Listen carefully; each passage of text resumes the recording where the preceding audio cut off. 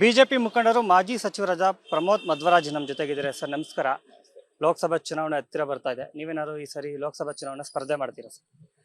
ನಾನು 6 ತಿಂಗಳ ಹಿಂದೆನೆ ಬಹಿರಂಗವಾಗಿ ಪತ್ರಿಕಾಗೋಷ್ಠಿ ಕರೆದು ಪಕ್ಷ ಬಯಸಿದ್ರೆ ಉಡುಪಿ ಚಿಕ್ಕಮಗಳೂರು ಲೋಕಸಭಾ ಅಭ್ಯರ್ಥಿ ಆಗ್ಲಿಕ್ಕೆ ನಾನು ಸಿದ್ಧನಾಗಿದ್ದೇನೆ ಅಂತಕ್ಕಂಥ ಮಾತನ್ನ ಹೇಳಿದ್ದೇನೆ. ಅದ್ರ ಜೊತೆಗೇನೆ ನನಗೆ ಕೊಡದೆ ಹೋಗಿ ಬೇರೆ ಯಾರಿಗಾದ್ರೂ ಕೊಟ್ಟರು ಕೂಡ ಅವ್ರ ಪರ ಕೆಲಸ ಮಾಡ್ತೀನಿ, ಮತ್ತೆ ನನಗೆ ಏನೂ ಸ್ಥಾನಮಾನ ಕೊಡದಿದ್ರು ಕೊನೆ ಉಸಿರಿರೋ ತನಕ ಬಿಜೆಪಿಯಲ್ಲಿ ಇರ್ತೀನಿ ಅಂತಕ್ಕಂಥ 2 ಘೋಷಣೆ ಅದ್ರ ಜೊತೆಗೇನೆ ಮಾಡಿದೆ. ನೀವು ಪಕ್ಷದ ನಿರ್ಧಾರಕ್ಕೆ ಬದ್ಧ ಅಂತ ಹೇಳ್ತಾ ಇದ್ದೀರಾ. ನಿಮ್ಮ ರಾಜಕೀಯ ಒಂದಷ್ಟು ಬೆಂಬಲಿಗರು ಇರ್ತಾರೆ, ಹಿತೈಷಿಗಳು ಇರ್ತಾರೆ. ನೀವು ಕಾಂಗ್ರೆಸ್ನಿಂದ ಬಂದಂತವ್ರು ಚುನಾವಣೆ ಆಕ್ಟಿವ್ ರಾಜಕಾರಣದಲ್ಲಿ ಇರ್ಬೇಕಂತ ಅಂದ್ರೆ ಚುನಾವಣೆಯಲ್ಲಿ ಸ್ಪರ್ಧೆ ಮಾಡ್ತಕ್ಕಂಥ ಅನಿವಾರ್ಯತೆಗಳು ಇರ್ತಾವಲ್ಲ ಸರ್ ನಿಮ್ಮ ಬೆಂಬಲಿಗರಿಗೋಸ್ಕರ? ಈಗ ನಾನೀಗ 6 ವರ್ಷದಿಂದ ಅಧಿಕಾರದಲ್ಲಿ ಇಲ್ಲ, ಬಹಳ ಇದ್ದೇನೆ.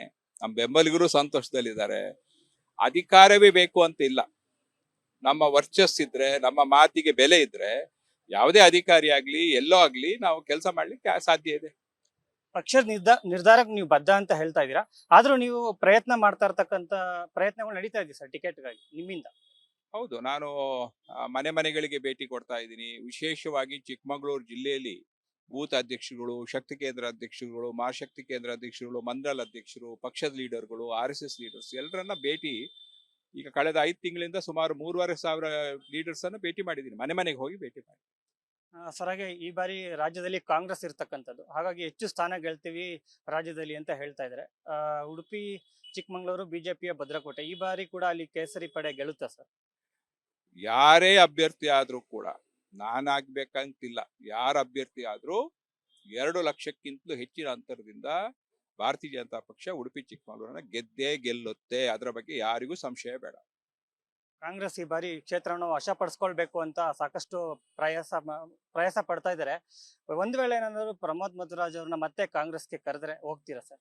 ನಾನು ಸ್ಪಷ್ಟವಾಗಿ ಹೇಳಿದ್ದೀನಿ, ನನ್ನ ಕೊನೆ ಉಸಿರಿರುವ ತನಕ ನಾನು ಬಿಜೆಪಿಯಲ್ಲಿ ಇರ್ತೀನಿ. ನನಗೆ ಅಧಿಕಾರ ಸಿಗ್ಲಿ ಸಿಗದಿರ್ಲಿ ಅಂತ ಸ್ಪಷ್ಟಪಡಿಸಿದ್ದೀನಿ. ಅದಕ್ಕೆ ನಾನು ಸಂಪೂರ್ಣ ಬದ್ಧನಾಗಿದ್ದೇನೆ. ಇನ್ನು ಯಾವುದೇ ಪಕ್ಷವನ್ನ ಸೇರುವಂತ ಪ್ರಶ್ನೆ ಉದ್ಭವ ಆಗೋದಿಲ್ಲ. ಇದಿಷ್ಟು ಮಾಜಿ ಸಚಿವ ಪ್ರಮೋದ್ ಮಧ್ವರಾಜ್ ಅವರ ಮಾತಾಗಿದ್ದು. ಕ್ಯಾಮ್ರಾ ಪರ್ಸನ್ ಚಂದ್ರಕಾಂತ್ ಜೊತೆ ಸಂಜಯ್, ವಿಸ್ತಾರ ನ್ಯೂಸ್, ಬೆಂಗಳೂರು. ಬಿಜೆಪಿ ಮುಖಂಡರು ಮಾಜಿ ಸಚಿವರಾದ ಪ್ರಮೋದ್ ಮಧ್ವರಾಜ್ ನಮ್ಮ ಜೊತೆಗಿದ್ದಾರೆ. ಸರ್ ನಮಸ್ಕಾರ.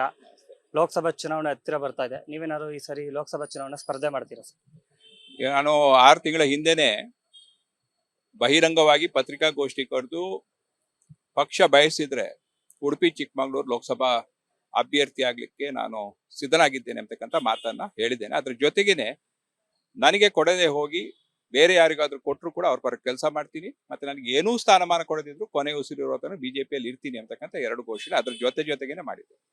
ನೀವು ಪಕ್ಷದ ನಿರ್ಧಾರಕ್ಕೆ ಬದ್ಧ ಅಂತ ಹೇಳ್ತಾ ಇದ್ದೀರಾ. ನಿಮ್ಮ ರಾಜಕೀಯ ಒಂದಷ್ಟು ಬೆಂಬಲಿಗರು ಇರ್ತಾರೆ, ಹಿತೈಷಿಗಳು ಇರ್ತಾರೆ. ನೀವು ಕಾಂಗ್ರೆಸ್ನಿಂದ ಬಂದಂತವ್ರು ಚುನಾವಣೆ ಆಕ್ಟಿವ್ ರಾಜಕಾರಣದಲ್ಲಿ ಇರ್ಬೇಕಂತ ಅಂದ್ರೆ ಚುನಾವಣೆಯಲ್ಲಿ ಸ್ಪರ್ಧೆ ಮಾಡ್ತಕ್ಕಂಥ ಅನಿವಾರ್ಯತೆಗಳು ಇರ್ತಾವಲ್ಲ ಸರ್ ನಿಮ್ಮ ಬೆಂಬಲಿಗರಿಗೋಸ್ಕರ? ಈಗ ನಾನೀಗ 6 ವರ್ಷದಿಂದ ಅಧಿಕಾರದಲ್ಲಿ ಇಲ್ಲ, ಬಹಳ ಇದ್ದೇನೆ. ನಮ್ಮ ಬೆಂಬಲಿಗರು ಸಂತೋಷದಲ್ಲಿದ್ದಾರೆ. ಅಧಿಕಾರವೇ ಬೇಕು ಅಂತ ಇಲ್ಲ, ನಮ್ಮ ವರ್ಚಸ್ಸಿದ್ರೆ, ನಮ್ಮ ಮಾತಿಗೆ ಬೆಲೆ ಇದ್ರೆ ಯಾವುದೇ ಅಧಿಕಾರಿ ಆಗ್ಲಿ ಎಲ್ಲೋ ಆಗ್ಲಿ ನಾವು ಕೆಲಸ ಮಾಡ್ಲಿಕ್ಕೆ ಸಾಧ್ಯ ಇದೆ. ಪಕ್ಷದ ನಿರ್ಧಾರಕ್ಕೆ ನೀವು ಬದ್ಧ ಅಂತ ಹೇಳ್ತಾ ಇದ್ದೀರಾ.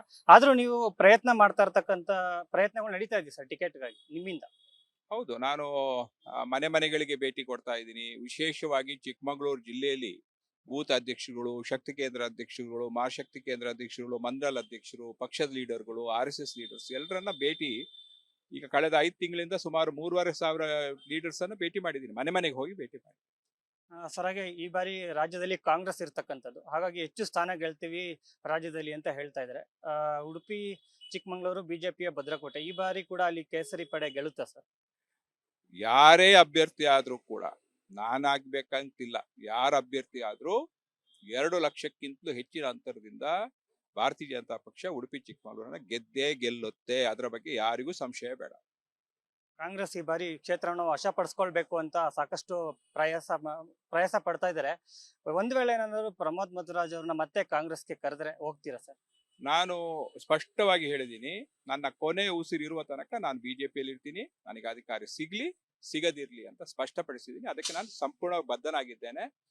ಇನ್ನು ಯಾವುದೇ ಪಕ್ಷವನ್ನ ಸೇರುವಂತ ಪ್ರಶ್ನೆ ಉದ್ಭವ ಆಗೋದಿಲ್ಲ. ಇದಿಷ್ಟು ಮಾಜಿ ಸಚಿವ ಪ್ರಮೋದ್ ಮಧ್ವರಾಜ್ ಅವರ ಮಾತಾಗಿದ್ದು. ಕ್ಯಾಮರಾ ಪರ್ಸನ್ ಚಂದ್ರಕಾಂತ್ ಜೊತೆ ಸಂಜಯ್, ವಿಸ್ತಾರ ನ್ಯೂಸ್, ಬೆಂಗಳೂರು. ಅನುಕ್ಷಣದ ಸುದ್ದಿಗಳಿಗಾಗಿ ವಿಸ್ತಾರ ನ್ಯೂಸ್ ಯೂಟ್ಯೂಬ್ ಚಾನೆಲ್ ಸಬ್ಸ್ಕ್ರೈಬ್ ಮಾಡಿ. ಹೊಸ ಸುದ್ದಿಗಳ ನೋಟಿಫಿಕೇಶನ್ಗಾಗಿ ಬೆಲ್ ಐಕಾನ್ ಕ್ಲಿಕ್ ಮಾಡಿ. ಲೇಟೆಸ್ಟ್ ಅಪ್ಡೇಟ್ಸ್ಗಾಗಿ www.vistaranews.com ವೆಬ್ಸೈಟ್ಗೆ ವಿಸಿಟ್ ಮಾಡಿ. ಅಂಗೈಯಲ್ಲೇ ಜಗತ್ತಿನ ಸುದ್ದಿ ತಿಳಿಯಲು ವಿಸ್ತಾರ ನ್ಯೂಸ್ ಕನ್ನಡ ಆಪ್ ಡೌನ್ಲೋಡ್ ಮಾಡಿ.